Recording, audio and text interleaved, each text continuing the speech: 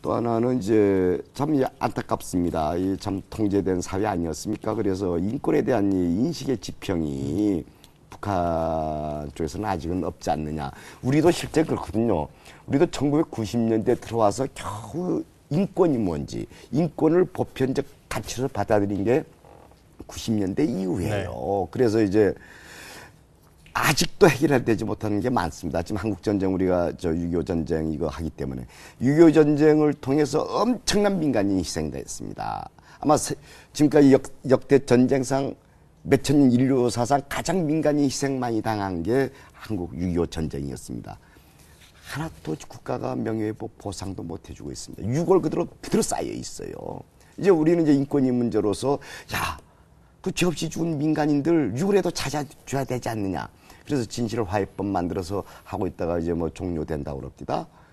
아직도 우리도 이 인권에 대해서 인식이 지표는 아주 저수준이에요. 우리가 보편적 가치 차원에서 얘기하면 북한은 전 낫다고 생각을 하고요. 그래서 참 우리도 이제는 보편적 가치로서 인권의 문제를 바라볼 때가 됐고 이게 성숙한 시민사회가 아닌가 생각합니다. 예, 안타깝게도 사실은 북한에서 지난번에 그 금강산 자산 동결 조치 때 뭐 정부의 시설이었죠. 이산가족 면회소도 같이 동결을 해버려가지고 굉장히 그 아쉬운 마음이 들었는데 지금 우리 정부에서 그런 그 인권적인 문제 해결을 위해서 우선적으로 북한과 좀 협력해야 될 부분들이 어떤 거라고 보십니까, 교수님?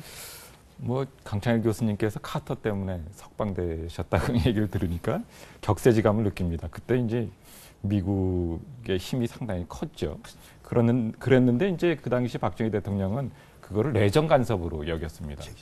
그러니까 이 보기에 따라서는 지금 김정일이 예를 들어서 대한민국에서 인권법을 제정하고 이런 것을 내정 간섭이라고 생각하겠죠. 그래서 이제 저는 뭐 김정일을 고려해서뿐만 아니고 그런 차원을 넘어서서 대한민국 정부가 공식적으로 법제화 시켜가지고 이 북한의 이 인권을 예를 들어서 개선시킨다. 그 사실 뭐 미국도 한국의 인권을 개선시키는데 우회적인 조치들을 했을 뿐 공식적으로 예를 들어서 무슨 법을 제정하지는 않았거든요. 그런 맥락에서 대한민국 정부의 조치들은 조금 좀 신중하게 접근할 필요가 있겠다. 예를 들면 우리가 북한의 인권에 대해서 문제를 제기할 수 있겠죠. 그런데 그것은 민간 차원에서 NGO라든가 북한 인권을 옹호하는 단체들이 있지 않겠습니까? 그런 차원에서 하게 하고 대한민국 정부가 해야 될 것은 조금 더 북한 사회를 개방시키는 것이라고 생각합니다. 그것은 바로 금강산이나 아니면은 개성공단을 활성화시켜가지고 그 사람들이 대한민국의 인권이 이렇게 상당히 높은 수준에 올라 있다는 것을 알게 되면 자기네들의 이 폐쇄적인 인권의 문제들도 내부적으로 고민을 해가지고 조금 개방화되는 그러한 자세로 나아갈 가능성이 충분히 있다고 생각합니다. 그러한 식으로 해야지 이것을 법제화시켜가지고 갑자기 무슨 인권 문서 보존서를 만들고 그런 식으로 해서 이 정부가 공식적으로 나서서 해결할 일은 아니라고 생각합니다. 개방화를 통해서 우리 대한민국도 이 국제사회에서 지금 현재도 인권의 문제가 있을 수 있겠지만 그래도 예를 들어서 1990년대보다는 2010년의 인권이 훨씬 더 개선된 그러한 상황입니다.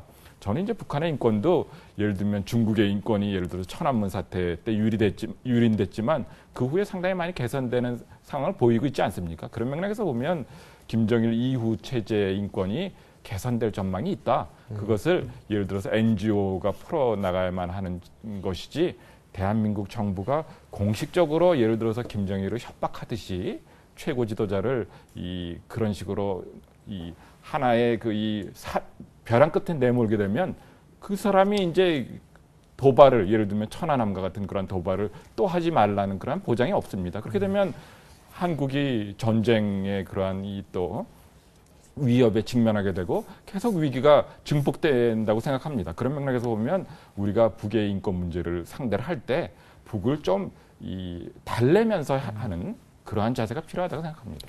김 소장님께서는 이 의견에 어떻게 생각하십니까?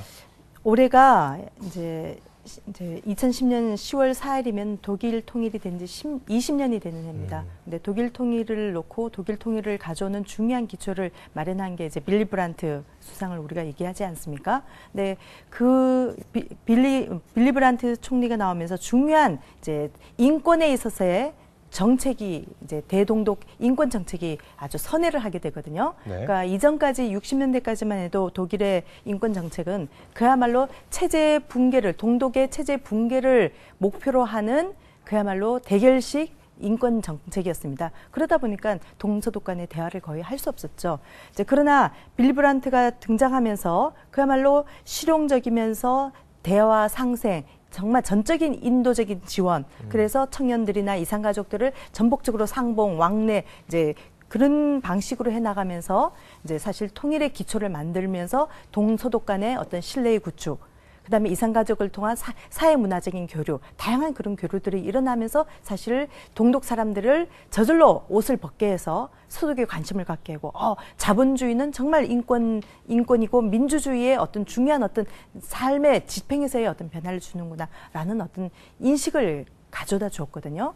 그렇다면 저는 우리의 지금 현재 인권 정책 또한 이제 지금 우리 이명박 정부가 이제 인권 정책을 표현하고 있는 북한 인권법에 대해서도 그 진정성은 뭐 북한 인권이라고 하겠지만 사실은 북한 체제를 내부적으로 어떤 도태시거나 붕괴시키는데 기여를 함으로써 사실은 북한을 변화시키겠다라는 그런 의지를 가지고 있다면 사실은 우리가 신뢰를 구축을 통해서 한반도의 정상적인 그런 새로운 미래를 구축하는 데는 그렇게 성공적이지 않을 거라고 봅니다. 저는 이제 오랫동안 이산가족 문제를 연구를 해왔습니다. 그래서 요즘도 계속 이산가족들을 만나고 있는데요. 이산가족들의 그 아픔이라는 것은 우리가 상상하기가 어렵습니다. 이분들이 뭐 이산가족 상봉을 하고 나서 더 아파졌다, 더 마음이 아프다라고 말하지만 또 많은 경우에는 그 수십 년 동안 죽었는지 살았는지 그래서 죽었다고 생각하여 사실상 죽었다고 사망 신고를 냈고 제사를 지냈고 하지만 또 재미난 거는 우리 가족이 아마 60 생일이다 하면 환갑 잔치도 하는 그런 모순적인 그런 상황들을 계속 겪으면서 상당히 혼란 속에 빠졌거든요. 그러나 이제 지금으로부터 10년 전에 6.15 상봉을 함으로써 이산가족 상봉을 하게 되니까 많은 사람들이 기대감이 생겼지 않습니까? 잃어버린 가족, 해체된 가족들, 그리고 가족 법도 지금 사실 상당히 문제가 많습니다. 죽었는지 살았는지 모르지만 가족이 이름이 올라가 있는 경우도 있고요. 죽은 사람을 사망 신고 못한 경우도 있고요.